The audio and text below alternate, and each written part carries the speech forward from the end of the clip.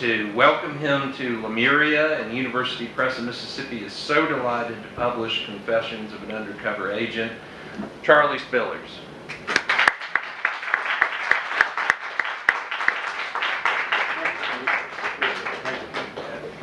Oh, gosh. Good afternoon, folks. How are y'all doing? Sounds like a pretty crazy guy to me that you talked about to do all that kind of stuff. Hey, I appreciate everyone coming out here tonight, and it's been a pleasure to meet old friends and meet some interesting people tonight, and also to make new friends too, I think, tonight. So it's been a real pleasure. And to see people like Tommy Mayfield back there, who former DA here, is still a DA, and who is a great storyteller and a good role model for me. So let me see, what can we talk about? Should I just pluck a story maybe out of the air? All right. In Baton Rouge, I was wearing a wire. I was going to meet Junior and buy an ounce of heroin from Junior. It's in the afternoon. And I'm driving to park next to his car and get in the car with Junior. And it's going to be a buy bust. That means whenever I give the code word over the wire for the bust, topside agents, investigators will rush in and arrest Junior in the middle of the deal. And they'll arrest me too, pretend to arrest me so I can maintain my cover for a few more months with Junior and his crowd. At the last minute, the topside investigators called in 2 uniform units to help out. But they didn't tell the uniform police that I was the police too. So as far as the uniform officers knew, they were helping arrest 2 heroin dealers in a car. So I get in the car with Junior, and as I get in the car with Junior and his suppliers, he's one of their workers, his suppliers have sent him with the dope. It's the first time Junior and I had ever met. I get in the car with Junior, and as I slip in the car with Junior, he's like this, and he's holding a .380 automatic. Well, a lot of drug dealers have firearms, and when you're undercover, but you seldom see their guns because they're put away or on. And every now and then they might have a gun out or stuck on them, but you seldom see one actually holding a gun, and especially you seldom see one wired like this. And he was wired. He was jumpy. He was suspicious. He was hyper. And I got in the car with him. He was like this. I got in the car with him, saw that. I was like this. We were both like that. Anyway, so what did I do? I want to make sure the topside investigators see they're listening to the wire over a receiver.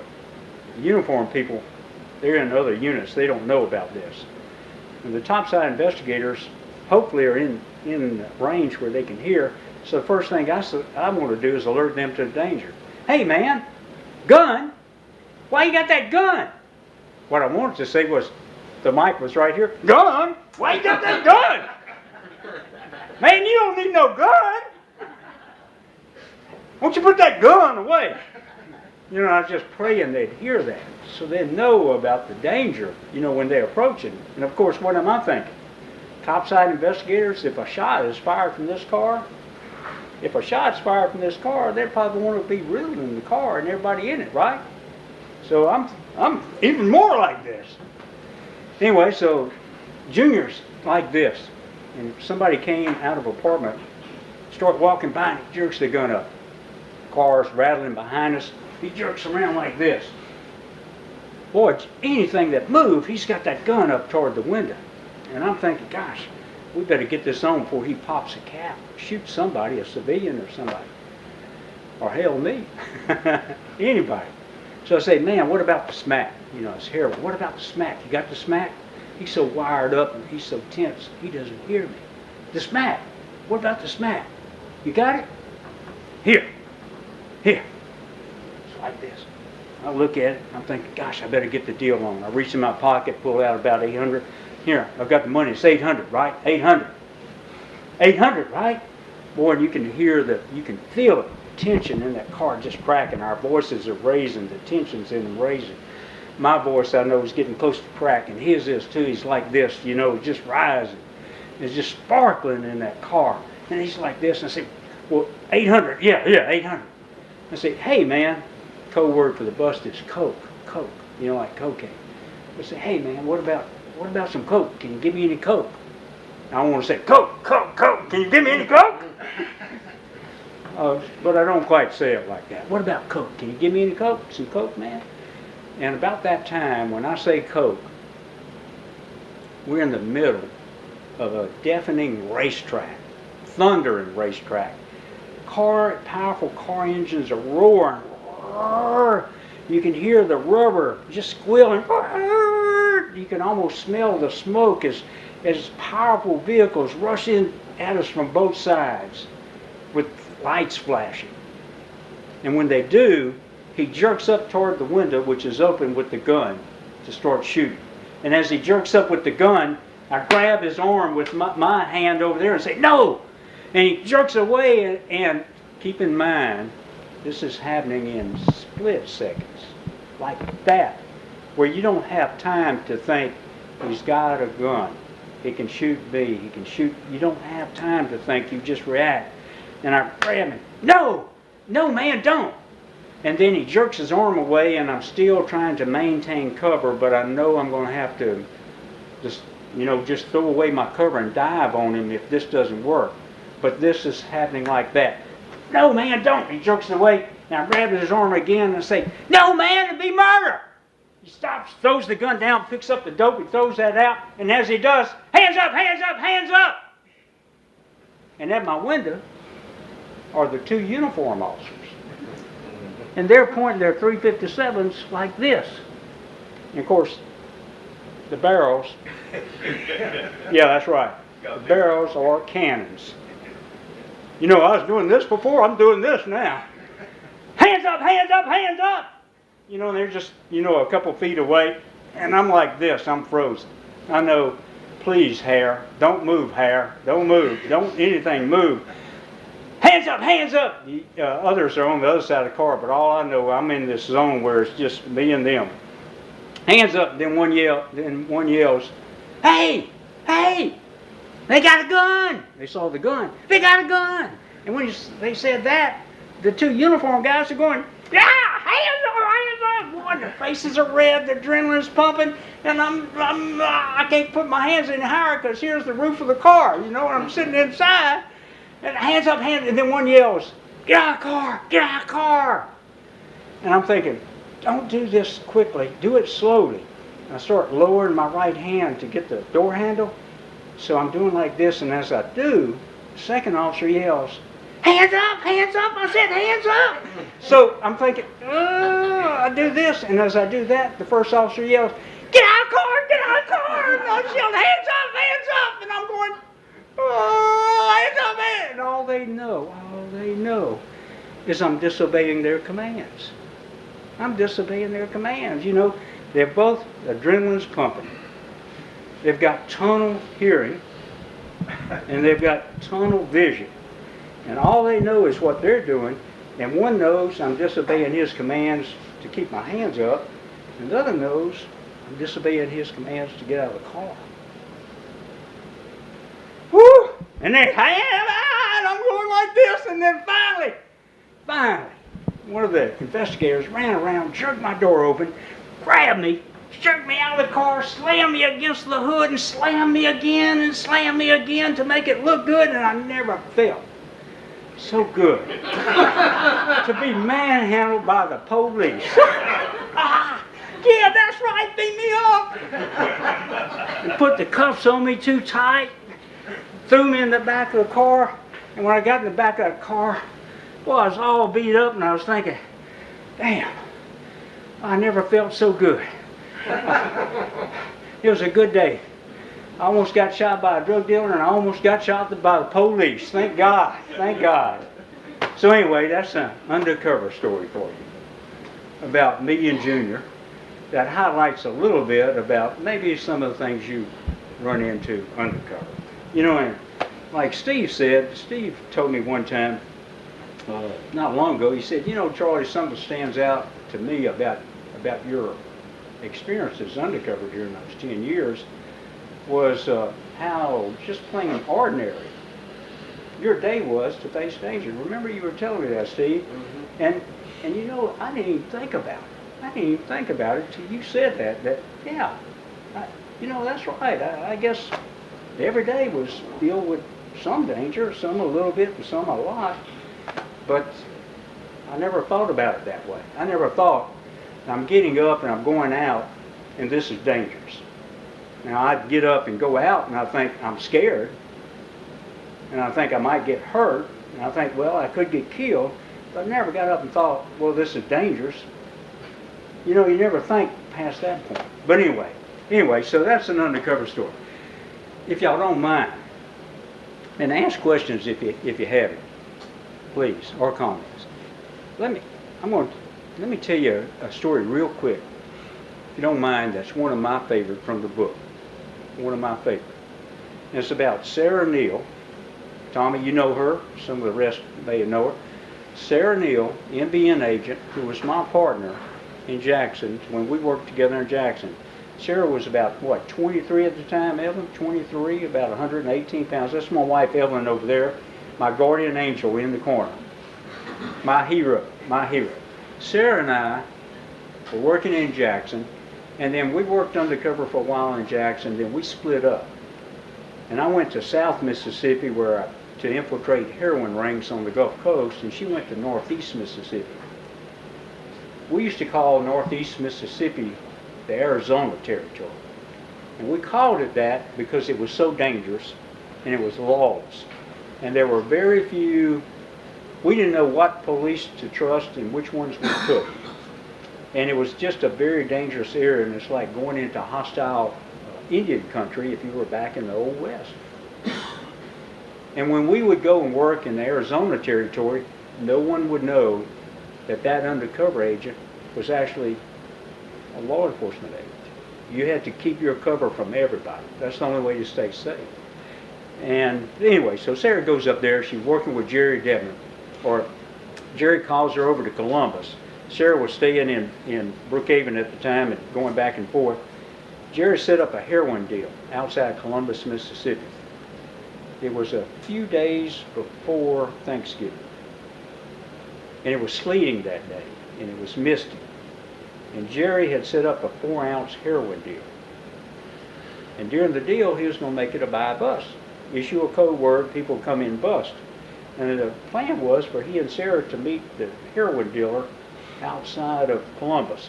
So the heroin dealer said, go on this road. It was an isolated 2-lane road. Drive till you see my vehicle parked on the side of the road. And when you see where I'm parked, stop and we'll do the deal there. So Sarah and Jerry, with Sarah in the passenger car, they drive out that 2-lane road, no houses, no traffic, sleet, isolated. It's about 1 in the afternoon. I mean, it's like being on the moon just about. Surveillance couldn't get close to them because it was straight roads, so surveillance had to stay way back out of sight, too far out of sight to where they just pick up the wire every now and then on Jerry. Sarah and Jerry drive about 10 or 12 miles out of town. They see the vehicle parked. They pull over on the right side of the little road, and the road's elevated. It's on, you know, there are steep slopes on either side, and then flat fields, some brush, tree lines, and all that. Mist around, sleet. They park on the road, side of the road. Jerry gets out, meets the violator in the middle of the road. The guy pulls out the 4 ounces. Jerry had pulled out a $10,000 flash roll. When the guy pulled out the heroin, Jerry pulled out his gun. Police, MBN, you're under arrest, Sarah was over in the passenger seat of the car while this is happening. Jerry's yelling, police, you're under arrest, about 40 yards away.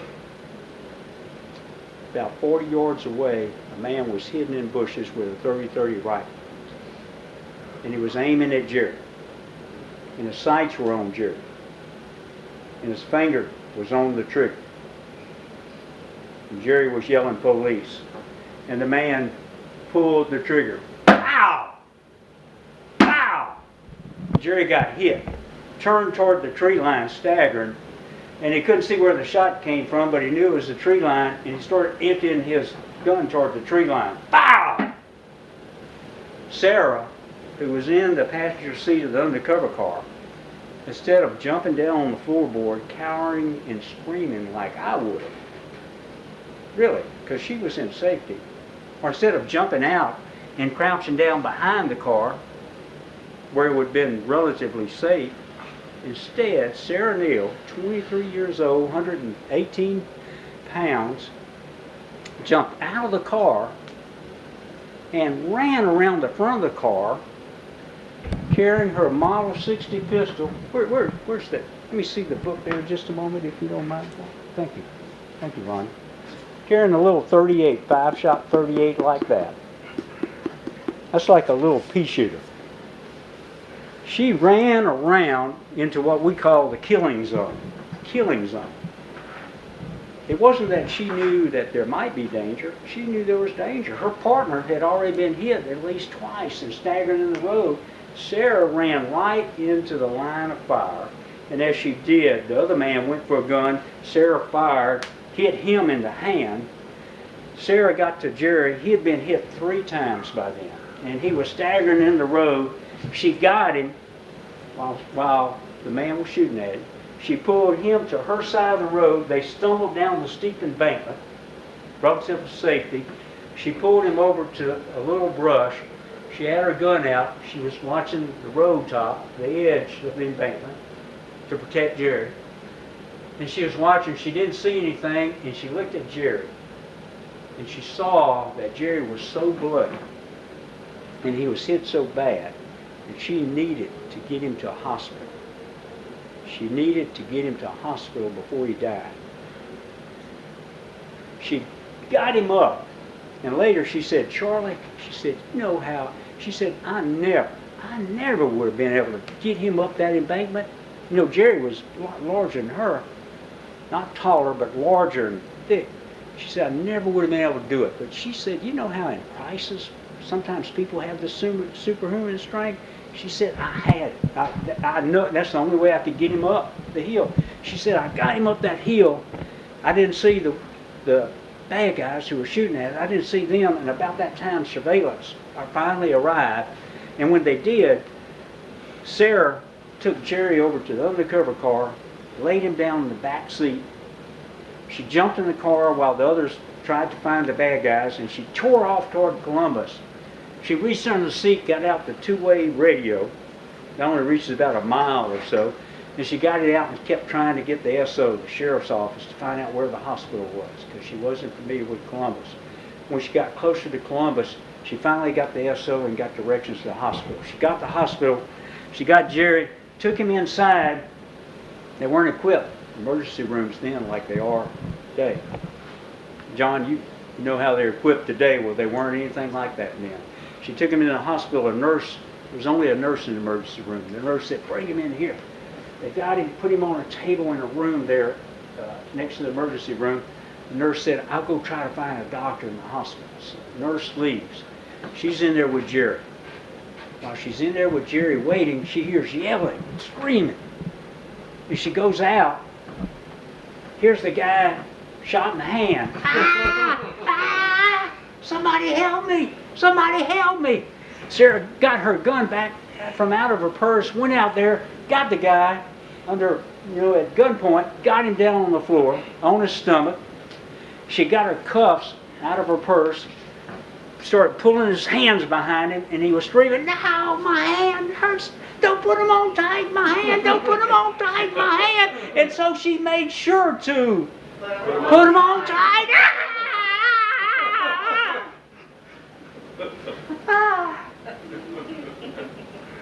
There was only one person there.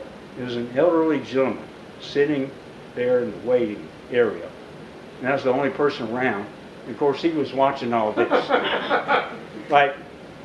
And Sarah looked over at him and said, Mister, would you watch him, please? I've got to get back in there with my partner, but if he moves even a hair, would you yell out? Okay. So she goes back in there and gets with Jerry. Finally, a doctor finally makes it in. Other agents began arriving at the hospital. By the way, Jerry had to undergo over the next several months, I think 4 surgeries. And it was 4 months before he was able to get back to work, and even then it was limited duty. Sarah, that was about 1 in the afternoon when this happened. Sarah stayed at the hospital until about midnight. And at midnight, they finally, other agents said, go get some rest, go get some rest. And of course, she was dragging, she was bloody from Jerry's blood on her. She went out. And in the parking lot was their undercover car. It was crusted with ice on the windshield. She opened up the back, the trunk, where we used to carry several sets of license plates, undercover license plates. She got one out, scraped off the windshield, enough to where she could see. She got in the car and she noticed the back seat was still black with Jerry's blood where he'd bled while she rushed him to the hospital.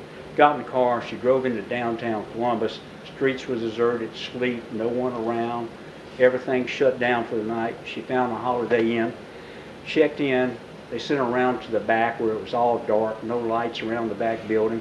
She was a little spooked knowing that the shooter was still at loose. She felt a little spooked.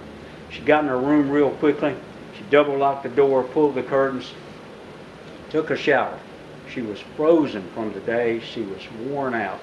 And when she went in the shower, she said she took her Model 60, her gun in there with her, set it down in the bathroom. She took the shower. Then, after she took a shower, she got in bed, things whirling around in her mind, hard to get to sleep, and it seemed like she had only just gotten to sleep when the phone rang. Daylight had just broken, and it was an agent calling from the hospital saying, I've been up all night, can you come relieve me? So she got up with hardly any sleep, and she put on the same clothes she had worn the day before because she didn't have any other clothes with her. She had just come up for that deal.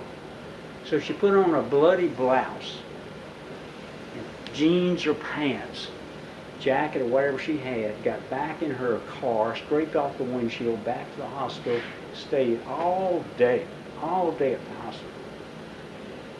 That night, she finally left the hospital. She drove back to Brookhaven. I looked it up. That drive was 207 miles. It was back with 2-lane roads at the time. That took at least 3 hours that night, and as she remembered, she fought to stay awake all night long, wearing those clothes. Now, what kind of story is that? Is that a good story? Is that a good story?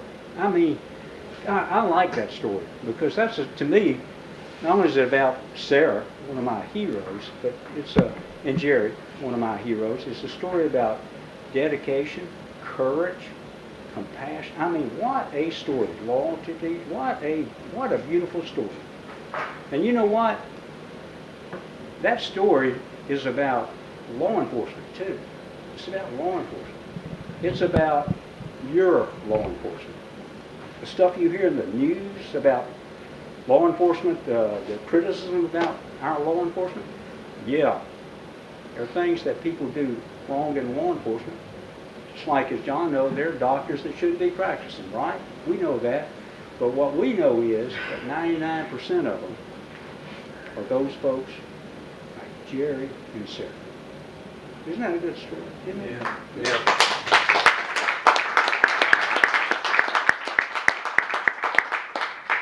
Anyway, it's a pleasure to share those in the book, and with all those are my heroes. All right, here's a few other heroes. This is my sister Marcia over here, my brother-in-law Greg, my brother-in-law Jimmy, my sister Carolyn, and of course my wife. My heroes. All right. Any questions, comments, or anything? I'll be glad to answer questions, and I swear if I don't know the answer, I'll make something up. Okay? What did an ounce of heroin cost back then? Well, that one was about $800. I don't have any idea what the... 800? Yeah, I don't know what the going price is today. I knew a few years ago, but I've since forgotten. Yeah, that was about $800. Yeah, old Junior jumping around. I'll tell you what, like I say in the book, when he was jumping around that gun, the world for me, didn't exist outside of the interior of that car.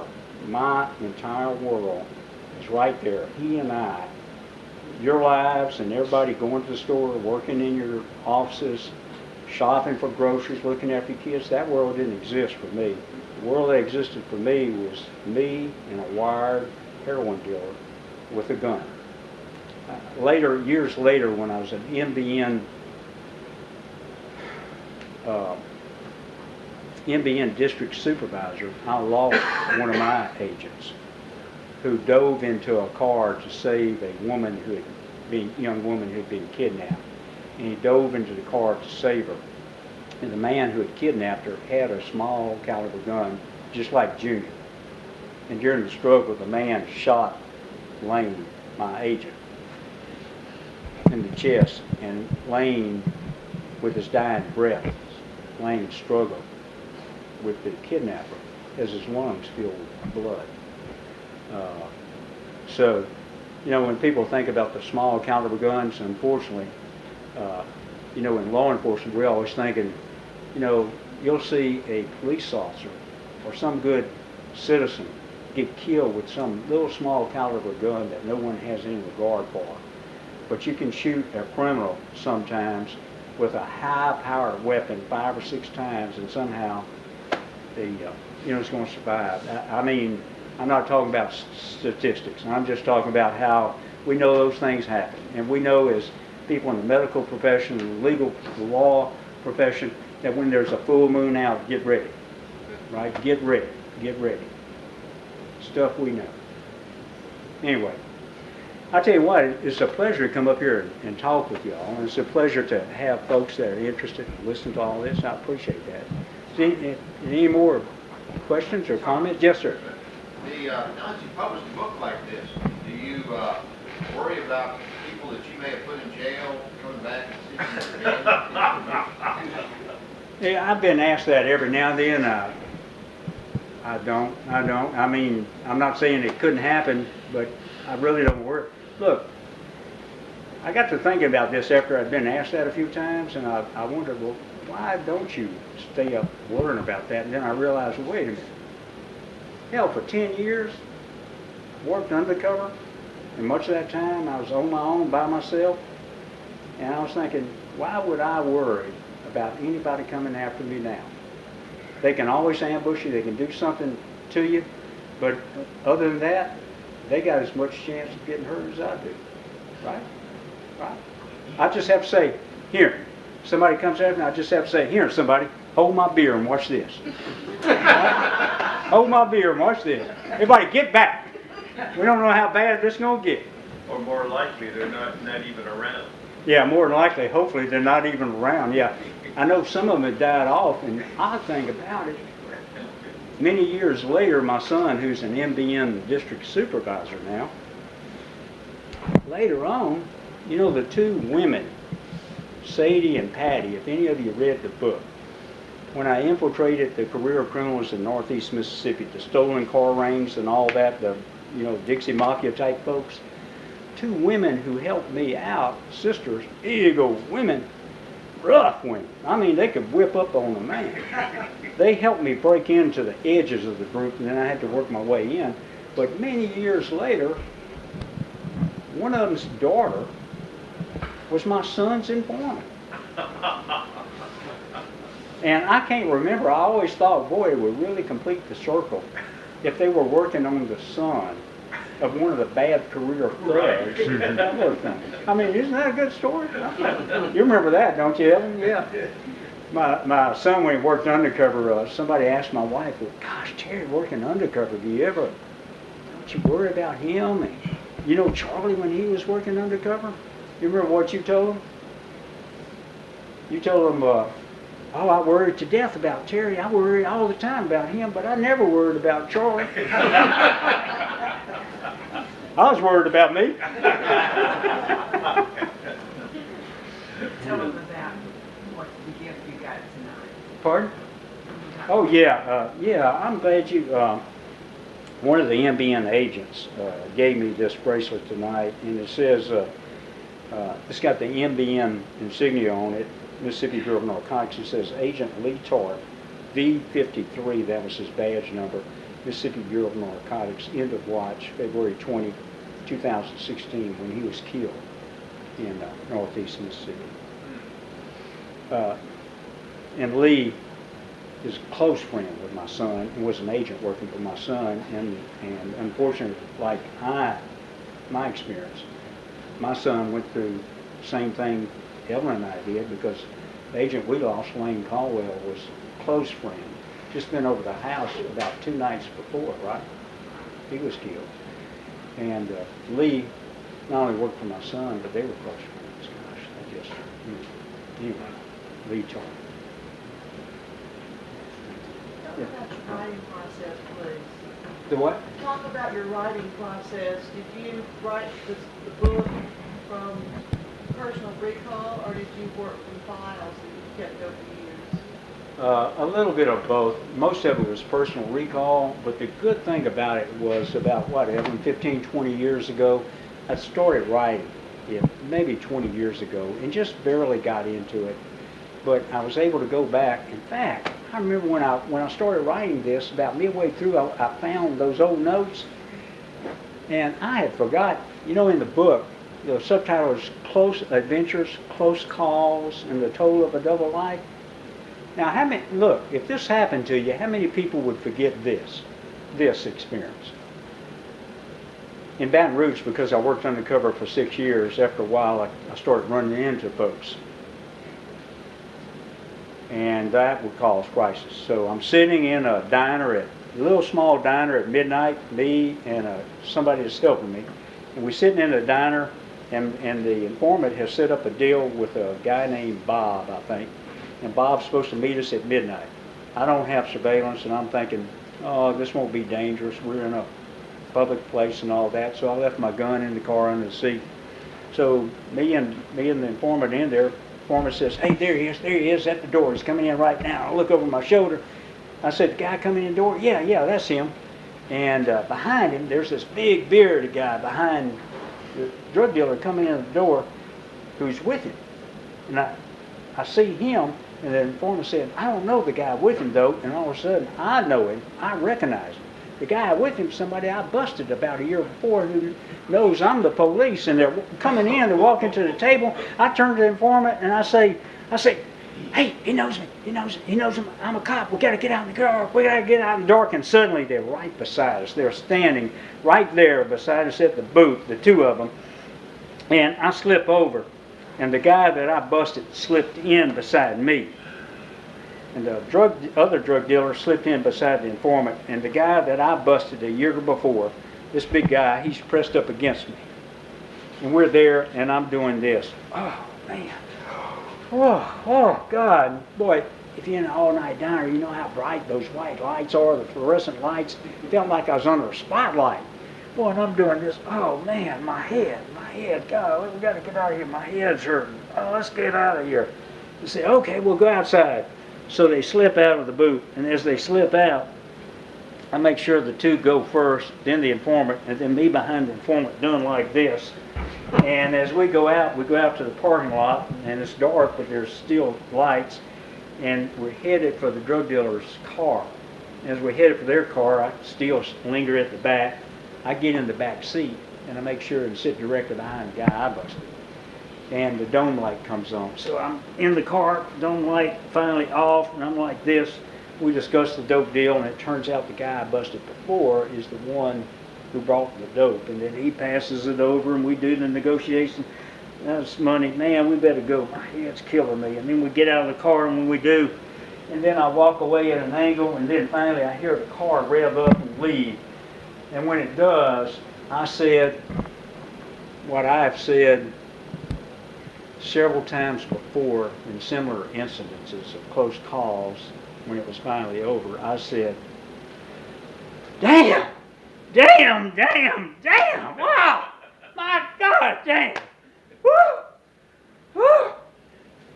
You know what, when I was writing the book, I'd forgotten about that. I mean, how many of you would forget that? I mean, really, I mean, if that had happened to you in your life, is it something you would have forgotten about?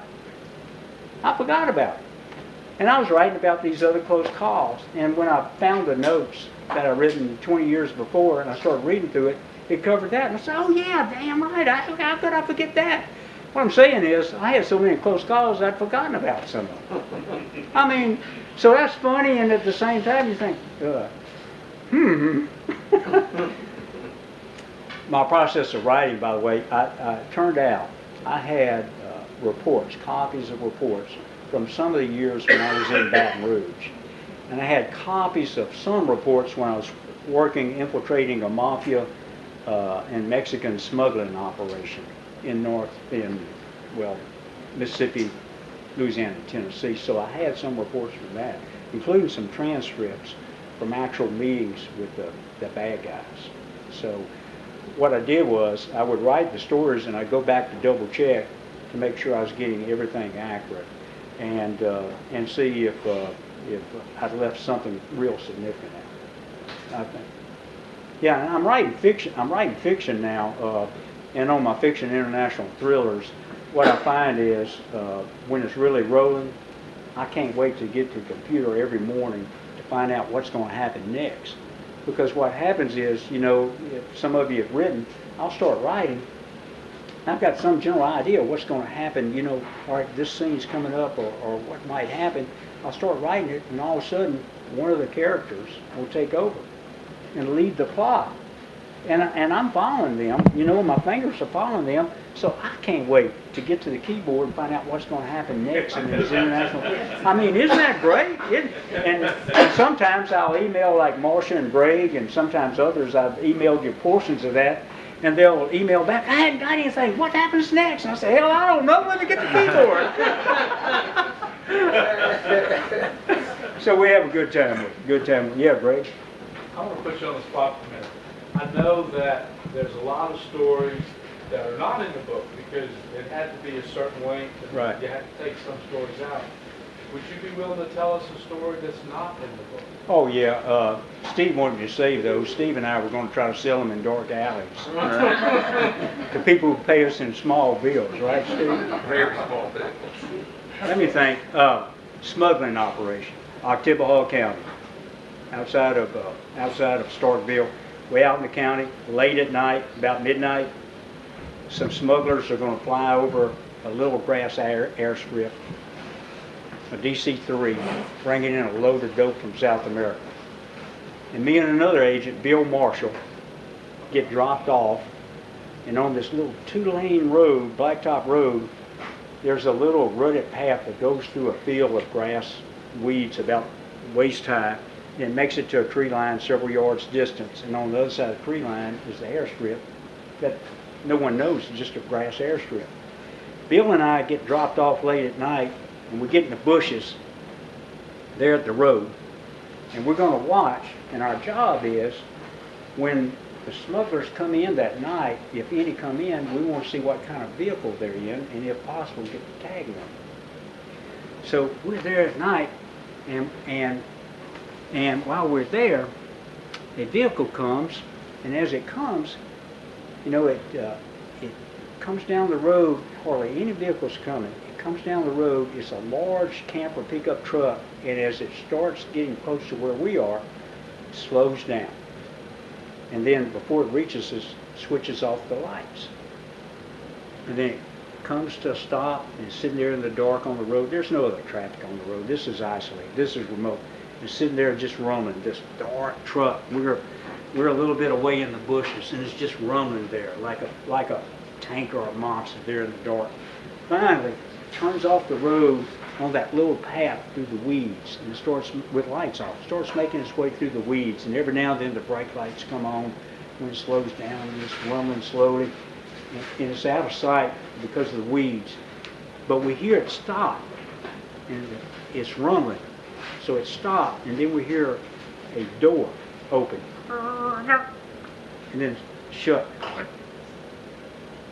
And you know, the door opened, and it shut pretty quickly, so we figured, well, is somebody being dropped off? Somewhere there in that field, somebody being dropped off as a guard, a sentry, right? So then the truck, we hear it rumble on, out of sight. And Bill and I are sitting there, and after a while, I say in his ear, because nighttime sound travels, I go right up to his ear, Bill, hey, why don't we sneak across the road just a little bit and go a little closer, see if we see or hear anybody. So Bill said, okay. So we get up, get out of the bushes, and there's about 10 yards of almost just plain dirt and brush, cut off at the edge of the road. So doing that, we're sneaking up toward the road, and all of a sudden we hear a noise, and we look, and to our right down the road is a vehicle coming our way, headlights. We don't have time to get back to the tree line, before they see us.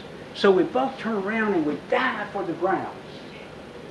We're wearing army fatigue type clothes, and we're thinking, gosh, we'll lay still. If we lay still, maybe they won't see us, but we've got to be still.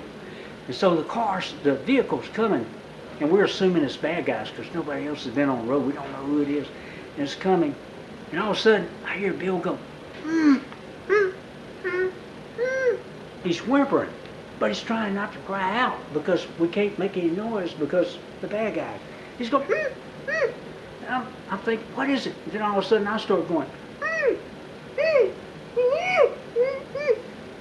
Have you ever been stung by a fire ant? The two of us were both laying in fire ant beds. They were spreading across inside our clothes, across our chest, arms, neck, head, legs, all over our body. We couldn't move, and we were whimpering. This vehicle that seemed like it was coming slow, seemed like it slowed down even more. It seemed like it was barely crawling, and then, you know how you're in a dentist's office and they're drilling and you're waiting for it to stop? Well, those few seconds are a lot longer than seconds elsewhere, right? Finally, boy, I mean, we're being tortured. Finally, the vehicle passes us, keeping on, and as it passes us, as soon as it passes, both of us jumped up, started tearing off our clothes, and doused some water all over us. And Bill later said, in fact, Bill was at Square Books for the sign there later. He said, Charlie, I don't know if you remember, but we got behind the bushes and just stripped down completely. And I remember, that's right, Bill, who used to play offensive line for Ole Miss before he became an agent, Bill was so big and wide that when he stripped down, it was like 3 people being naked. It was like I was surrounded by naked people.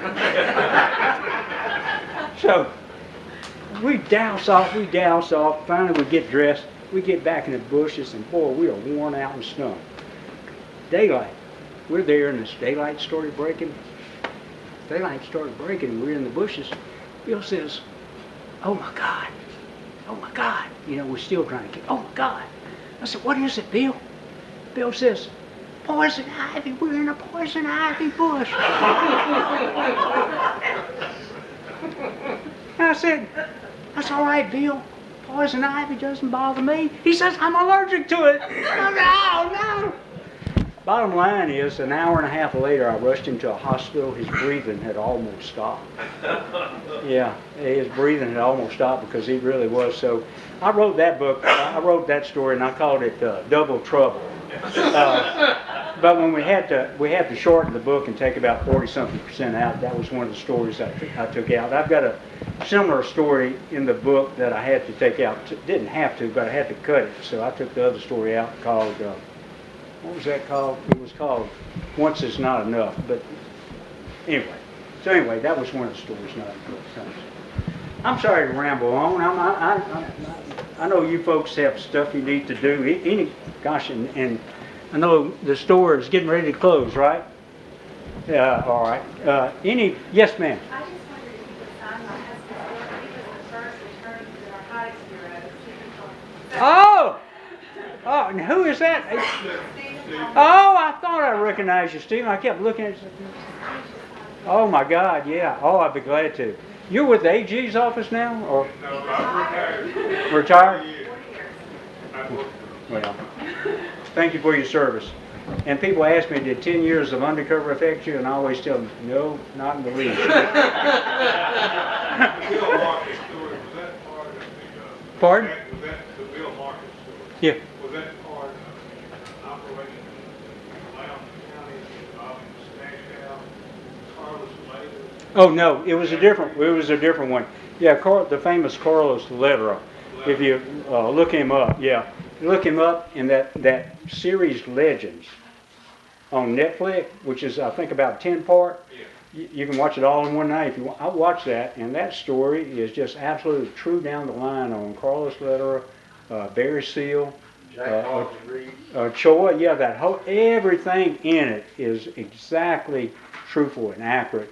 And yeah, Carlos Ledra had the island in the Caribbean. Norman's Cay. Yeah, there you go. Norman's Cay had German mercenaries and came up and they bought a farm in Tibahaw County. I tell you, Yeah, and they bought that farm because it had a grass airstrip. No planes there, but it had a grass airstrip beside it. And their plan was, as I recall, to fly in plane loads of cocaine there. That was going to be one of their places that they flew it into. Yeah, so Mississippi has been touched by just about every huge drug organization, and including gang organizations like the El Rukins out of Chicago that controlled South Chicago that we finally made the case on. In fact, Bill Marshall helped make that case. Anyway, I'm around. Steve, it'd be an honor, Simon. Yeah. Thank you. You should probably sign All some right, come on. books, really.